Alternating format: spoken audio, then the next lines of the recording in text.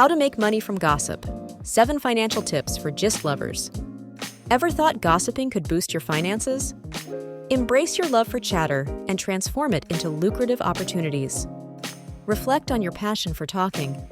If gossip feels ingrained, consider channeling it into a beneficial money-making skill. Dive into video content creation. Utilize your knack for storytelling and secrets and gossip videos on celebrities or trending topics. Explore blogging. A gossip blog can attract high traffic, allowing you to earn through ads and product promotions. Try a radio or TV gig. These platforms seek engaging programs, providing a chance to monetize your gossip abilities with sponsors. Consider a career as an MC. Leverage your speaking skills at events, turning your love for chatter into a profitable venture. Start a podcast. Focus on celebrity gossip to attract listeners and monetize through ads, combining it with other ventures. Look into marketing. Use your persuasive skills in affiliate marketing, enhancing them with courses for financial growth.